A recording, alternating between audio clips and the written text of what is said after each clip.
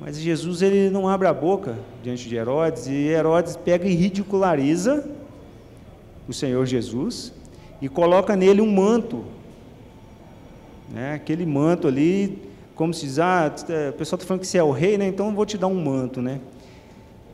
Só que naquele exato momento estava tendo uma reconciliação entre Herodes e Pilatos. Então a gente observa também um outro grande feito, né? Que mesmo naquela situação ali, estava tendo uma reconciliação entre esse governante local e Pilatos, né, governo por Roma. Por quê? Porque um dos herdeiros de Herodes, pela falta de habilidade no poder, ele tinha sido retirado o poder dele. E aí, o outro Herodes, irmão, falou, opa, Roma agora passou do limite, né?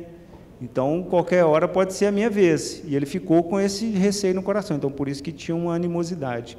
E aí, quando Pilatos manda Jesus, né, é como se Pilatos estivesse reconhecendo o poder de Herodes sobre aquela situação, que era um dos judeus, e então eles se reconciliam. É só um parênteses, lembrando assim que o Senhor Jesus Cristo, ele é capaz de reconciliar, né, todos, né, e a obra máxima é a reconciliação nossa com o Pai, né.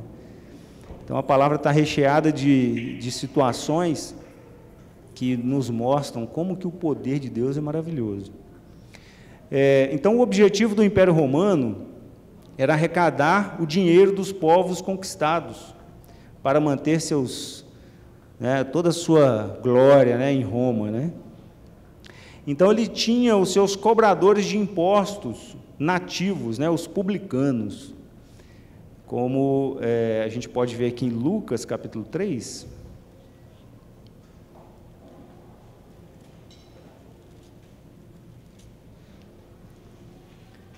Lucas 3, verso 12.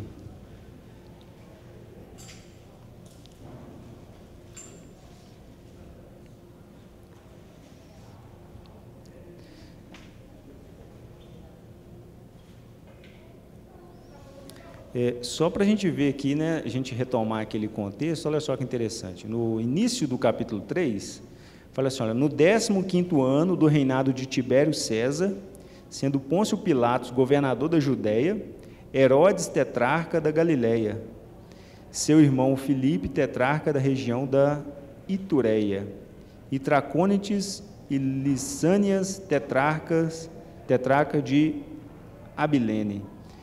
Aí fala, né, sendo o sumo sacerdote Anás e Caifás. O nosso documento, né, quando a gente fala assim, olha, qualquer religião, né, que vier discutir com você, você tem que falar assim, olha, quais são os documentos que você se apoia? Me mostra seus documentos, deixa eu ver, qual que é o embasamento histórico, documental. Aí você vai conseguir datar as religiões, você vai ver que muitas são de um passado bem próximo, mas quando a gente olha para a palavra aqui, que a gente vê um registro histórico milenar, né, que a gente vai conferir como que ela é preciosa. Então, olha só, o registro histórico do contexto da época. Falou quem que era os governadores, os reis, os sacerdotes. Então, isso aqui você consegue localizar no tempo exatamente quando que era esse período aqui. Então, esse era o contexto.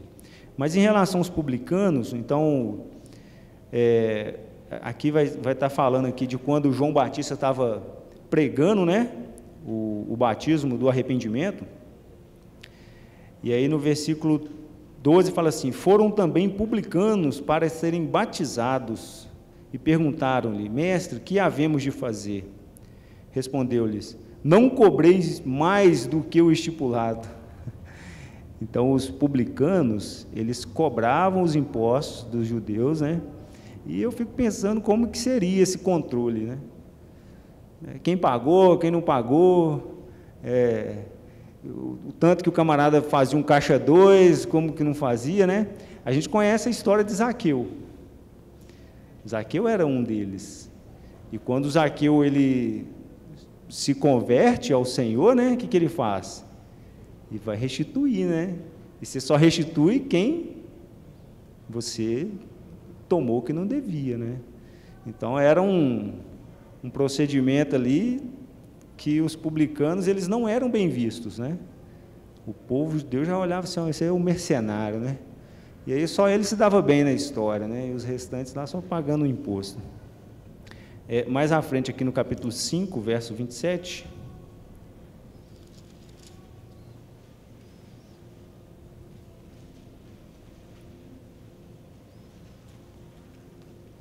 diz assim, ó, passadas essas coisas, Lucas 5, 27. Passadas essas coisas, saiu, viu um publicano chamado Levi, assentado na coletoria, e disse-lhe, segue-me. Ele se levantou e, deixando tudo, o seguiu. Então, nós temos aqui a história de um dos apóstolos, que também era cobrador de impostos, né? Mais à frente, no 7:29, e às vezes a gente acha que imposto é um problema só do nosso tempo, né? Mas é bem mais antigo do que a gente imagina.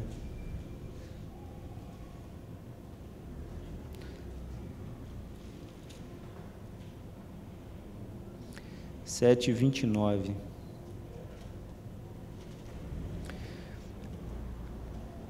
Todo o povo que o ouviu, e até os publicanos, reconheceram a justiça de Deus, tendo sido batizados com o batismo de João. Também é interessante, né, mostrar que a Bíblia, então, ela dá uma ênfase, né? Então, todos reconheceram, inclusive os publicanos, né? Inclusive aquele povo injusto, inclusive aquele povo que não tem coração, inclusive aquele povo que desvia o recurso, né? Então, até eles reconheceram, e eles que estavam ali encarregados de fazer essa cobrança de impostos, né? Então, a gente vai vendo o contexto local, o contexto do início da igreja. Para minimizar o impacto, Roma passava a adorar os deuses dos povos conquistados. E estes, por sua vez, tinham que admitir o culto ao imperador, considerado um deus. Então, até nessa parte, vamos dizer assim, religiosa, Roma tinha estratégia. Não, qual Deus que é o local aqui? Não, então esse Deus agora aqui vai ser oficial para Roma também. Mas o imperador também agora é seu Deus. Então, isso aí, para muitas culturas, é bem tranquilo, né? Mas, quando encontrou o verdadeiro Deus, né, com aquele povo ali que entendeu a mensagem da cruz, aí não deu certo. Aí, por isso que a gente vai ver o início da perseguição e essa diáspora dos cristãos, né, espalhamento de cristão aí, fugindo da perseguição, e é igual a árvore, né, cheia de semente, quando dá um vento, né, ela joga a semente longe, né. Estou adiantando a mensagem da pregação, né, vamos falar sobre semente, né, mas foi assim que aconteceu. Então, a dificuldade foi que o Deus dos judeus era um Deus invisível. Então, quando Roma chegou lá, falou assim, qual que é o Deus, né? Então, o Deus é o Criador do céu e da terra, mas onde é que está ele? Qual que é a imagem, né? Não tem imagem, né? Porque o Senhor abomina qualquer tipo de imagem de escultura que o homem possa fazer, e aquilo ali é um ídolo, na verdade, né? E o ídolo, ele não tem força nenhuma por si mesmo. Então, aqueles judeus que cresceram, né, que conheciam a lei, conheciam os profetas, que leu lá Isaías, Jeremias, né, falando assim, o cara foi lá no campo, cortou um toco, metade dele fez lenha, cozinhou um pão de queijo, né, vamos contextualizar aqui, né, dos mineiros, né, metade da lenha fez um pão de queijo, aí com a outra metade ele entalhou um ídolo e se curva diante dele. Então, mostrando como que o ser humano é irracional nesse ponto, está vendo a racionalidade de novo? Sempre nós temos que trazer a racionalidade. A fé também é racional, é engraçado. A fé a hora que a pessoa te explica o Evangelho, e ela te mostra a profundidade dele, você tenho certeza que aquilo ali é verdade. Então, racionalmente, né? Qual que é a racionalidade disso? Que a lenha, a árvore, uma parte virou um ídolo, outra parte foi queimada, né? Mesmo o ídolo foi queimado um pedaço dele. Então, teve essa dificuldade. Os romanos, eles não poderiam ver materializado ali esse Deus, né? Como nos outros povos. Aí, a gente pode pensar aqui nos desvios da igreja, né? Ainda na época dos apóstolos, a igreja já apresentava sinais de desvios da verdade. As cartas foram escritas para corrigir e combater os falsos mestres. Então, abra comigo aqui em 2 Pedro, 2 Pedro,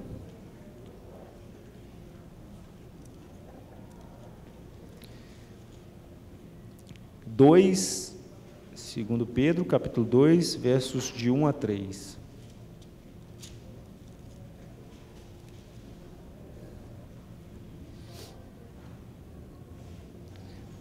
2 Pedro, capítulo 2, versículo 1.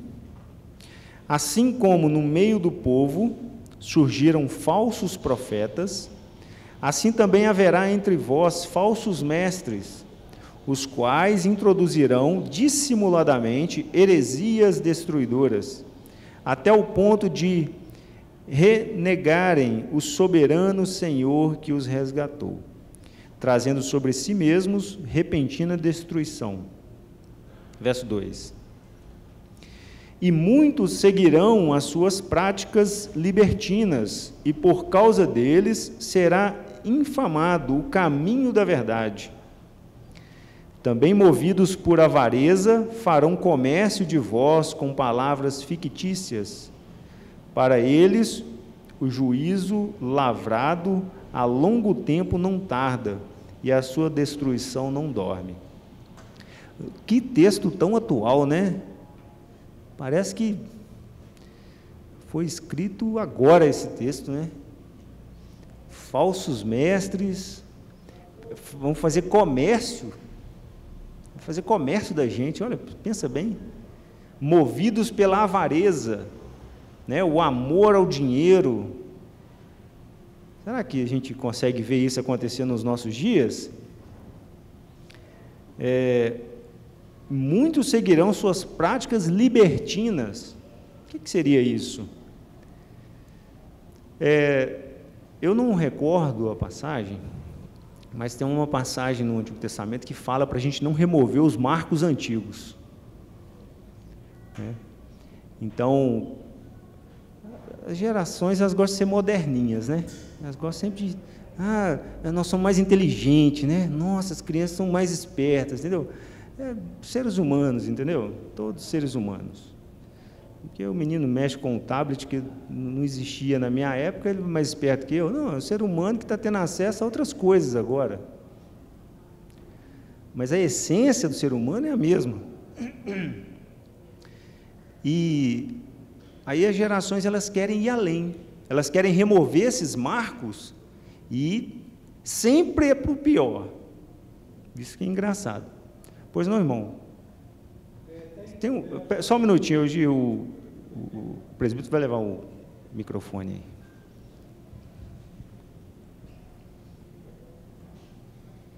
Bom dia a todos, a paz do Senhor. Provérbios 22, 28. Não só também não remover o que a autoridade manda fazer, mas também aos pais, né? Não remova os marcos antigos que puseram teus pais. Provérbios 22, 28. Um outro comentário aqui em João 7, 51, quando quiseram prender Jesus diante das guardas romanas, eles fizeram acusação contra a plebe, o povo comum. Aí Nicodemos respondeu essa palavra: acaso a nossa lei julga algum homem sem primeiro que possamos ouvi-lo, sem que esteja presente? Então, essa é a condição do relacionamento. Primeiro ouvir, para depois julgar. Ok. Obrigado pela passagem, irmão. Então, essa questão dos marcos, a gente tomar muito cuidado. Então, muitos, colegas que eu tive, olhavam para a minha vida e falavam assim, você é um camarada careta, né? Um cara fora de moda, né? Mas, infelizmente, muitos desses já deitaram a sepultura, né?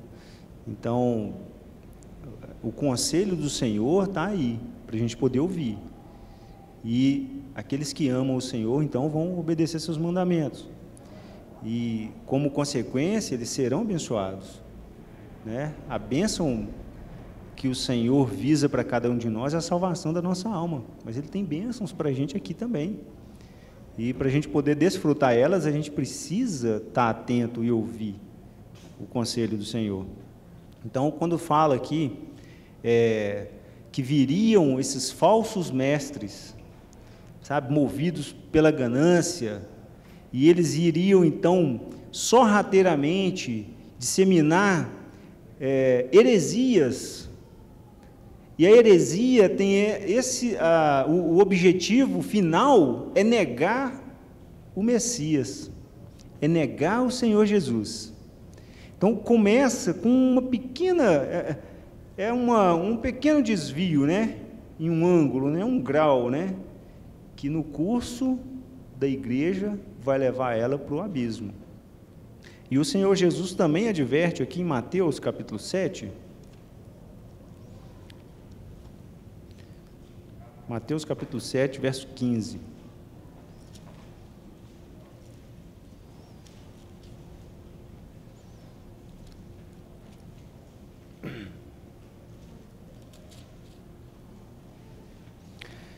Diz assim, Mateus 7, 15. Acautelai-vos dos falsos profetas, que se vos apresentam disfarçados em ovelhas, mas por dentro são lobos roubadores. Pelos seus frutos os conhecereis. Colhem-se porventura uvas dos espinheiros, ou figos dos abrolhos? Assim toda árvore boa produz bons frutos, porém a árvore má produz frutos maus. Então, o Senhor Jesus, Ele está falando aqui, falsos pastores, disfarçados, né, como ovelhas, mas são, na verdade, lobos, e olha a palavra, roubadores, e pelos frutos a gente conhece. Então, irmãos, a regra é a seguinte, olha, nunca olhe para o homem, nunca, nunca, nunca, sabe? Eu estou de pé aqui, né, ministrando essa aula, poderia ser você, mas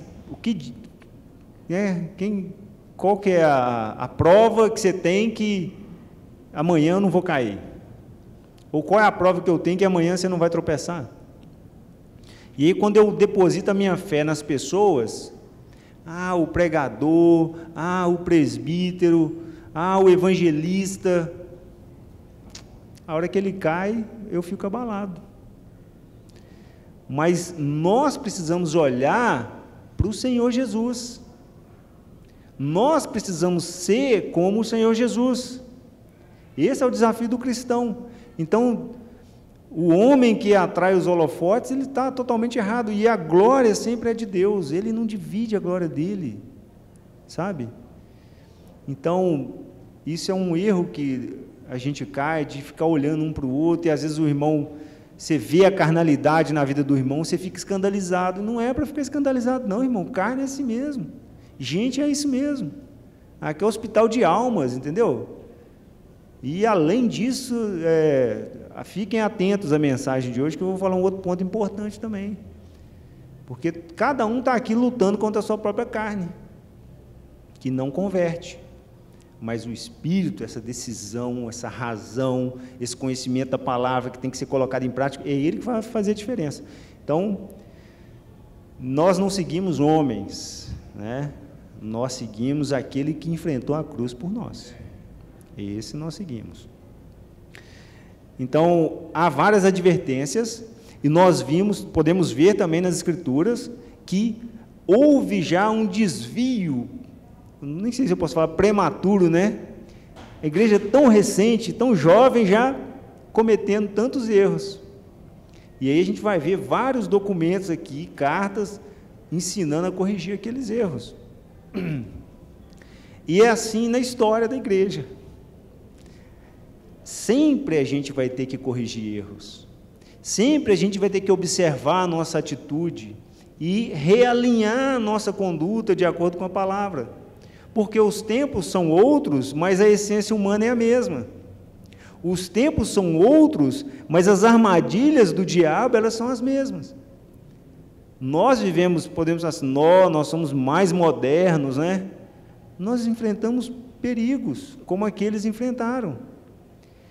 E o que vai salvar e que vai permanecer, né?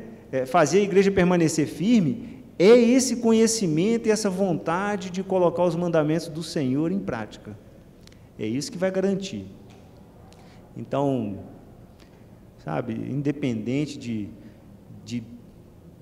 os novos sofismas, as novas tendências, tanta confusão religiosa, política, né? A gente está vendo aqui que na época da igreja tinha uma situação política também complexa, mas a palavra de Deus chegou até nós.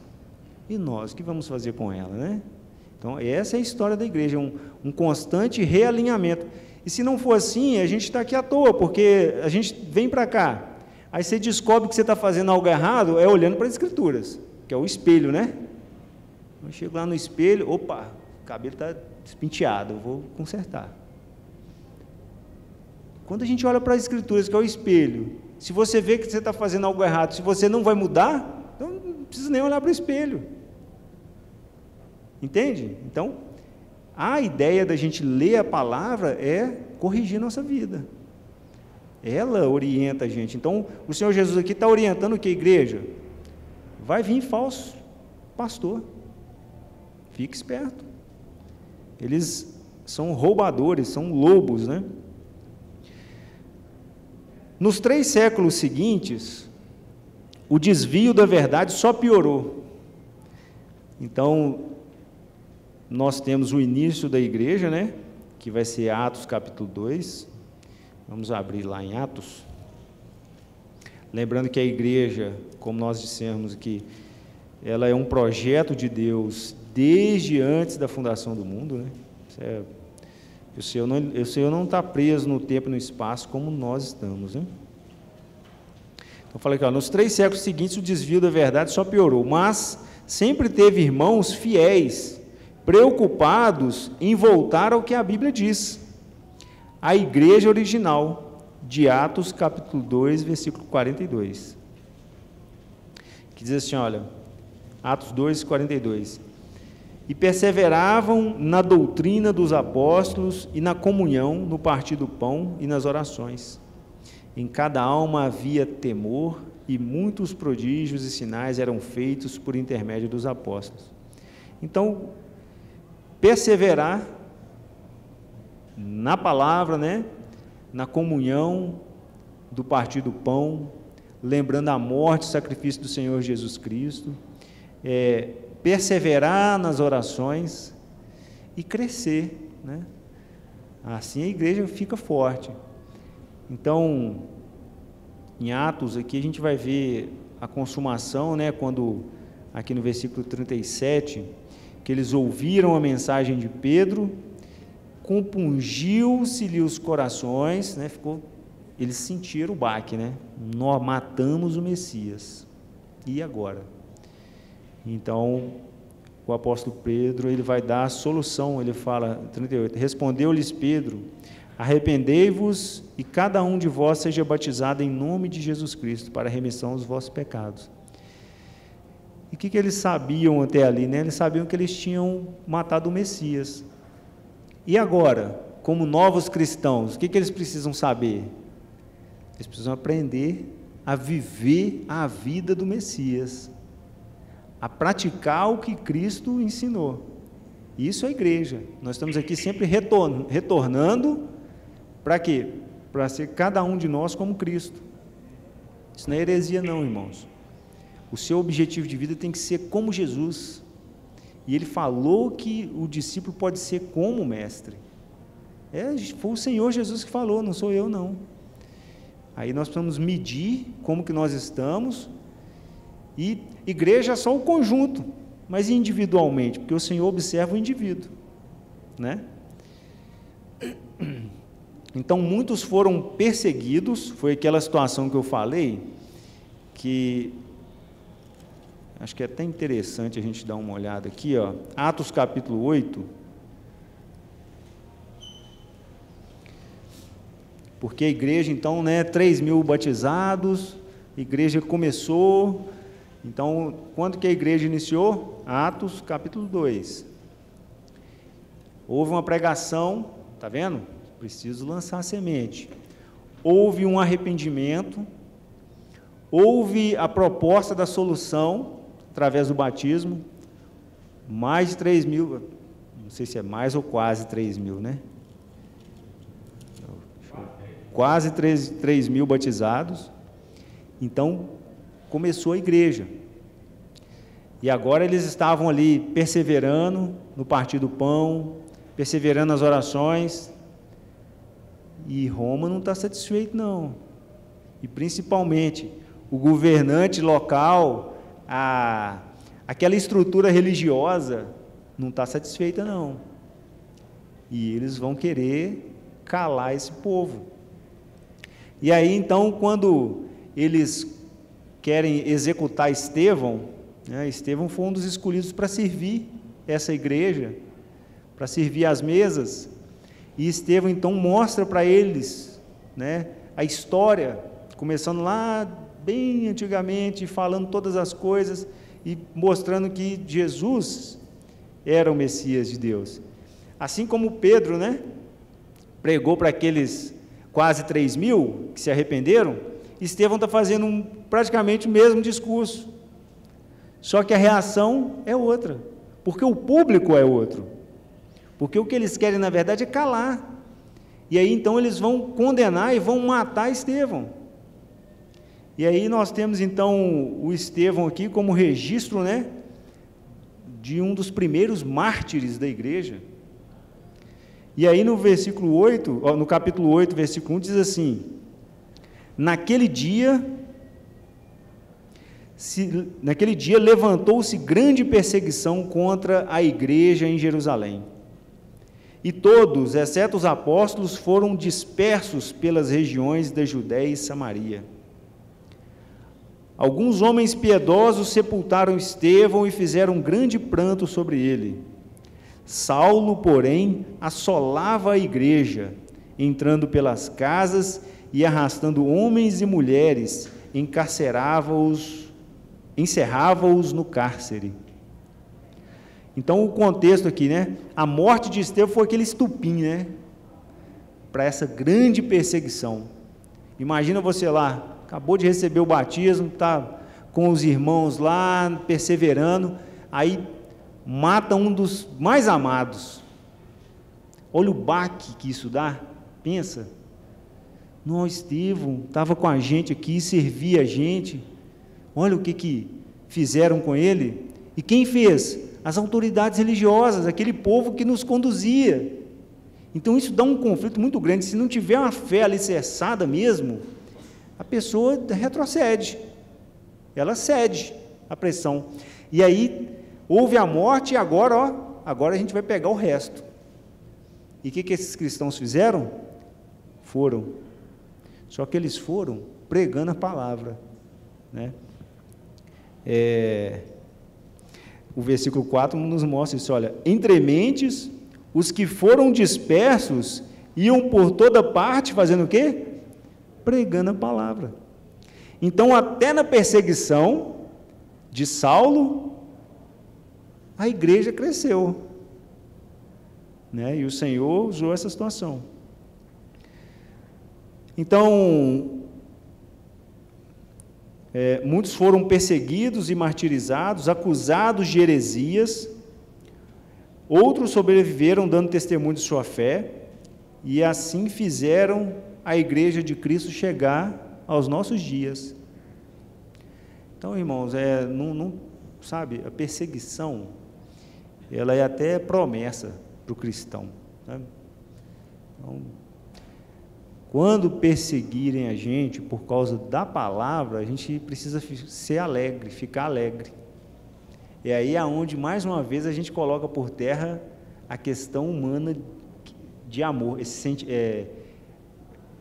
o amor que o ser humano acha que é amor, a paixão, né?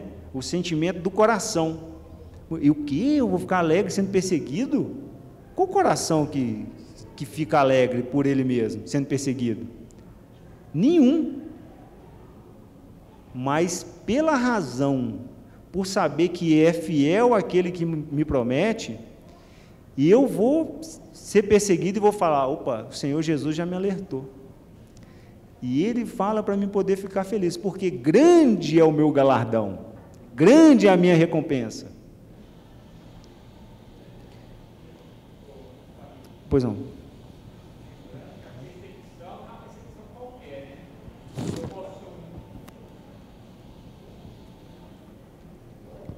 Lembrando que a perseguição não é só porque você é perseguido, quer dizer que você é fiel a Deus. Porque você pode ser um péssimo profissional na sua área e ser perseguido pela sua chefia porque você é um péssimo profissional. Então, quando você é perseguido e maltratado por ser fiel a Deus, aí que é louvável, aí que é honra. Mas ser perseguido porque você é uma péssima pessoa, isso aí não é honra nenhuma. Verdade, excelente observação, viu? Porque a perseguição é pelo objetivo da palavra, né? Perseguidos por causa do Senhor Jesus, por causa do Evangelho. Nesse termo aí, né, de ser, por exemplo, péssimo profissional e ser perseguido por causa disso, isso aí assim, isso vai contra, né, ao que a palavra nos orienta. A palavra fala para a gente fazer tudo da melhor forma possível. Nós precisamos dar o bom exemplo, o bom testemunho em todas as áreas, né? Então, seja no trabalho, seja em qualquer coisa que você fizer, você tem que fazer como se fosse para o Senhor. E para a gente finalizar aqui, olha, então, no período de 1324 a 1459, os primeiros e decisivos passos aconteceram para a chamada Reforma Protestante. Um dos pioneiros foi John Wycliffe. Seus seguidores levaram o nome de Lollardos. Ao serem perseguidos pelos papas romanos, provocou em toda a Europa um despertar religioso. Em seguida vieram John Hus, Jerônimo de Praga, Jerônimo de Savonarola, John de Wessalia, John Wessel e outros, até que chegou Martinho Lutero com seu protesto contra a venda de indulgências, que era a salvação, né? Pagava para ser salvo. Então, o despertar religioso deu origem às principais denominações, né, conhecidas. Todos que entendiam algo diferente dos católicos na Bíblia faziam reuniões e ensinavam às pessoas aquilo que estava nas Escrituras Sagradas e comparavam com a vida na Igreja Romana. E como houve muitos entendimentos diferentes do que existia na Igreja Romana, surgiram muitos grupos religiosos, cada um defendendo o seu ponto de vista. Mas percebendo que estavam todos, de alguma forma, fora do que a Bíblia diz, surge esses aqui da história, que eu confesso aos irmãos, né? O Alexandre deve saber muito isso, poderia até nos ensinar, né? Thomas Campbell e o seu filho Alexander, que pregavam somente o que está escrito na Bíblia. E aí é de onde a gente tem esse lema, que é falar onde a Bíblia fala e calar onde a Bíblia cala. É deles que herdamos o desejo de restaurar a igreja do Novo Testamento. E esse sentimento de restauração tem que ser todos os dias. Todos os dias que você lê a palavra, que você identifica que não está certo, vamos fazer o que está certo, vamos voltar para a palavra. Tá? Então, que o Senhor nos abençoe, né? E que Ele nos prepare para prestarmos a Ele o culto racional da forma que Ele merece. Deus seja louvado.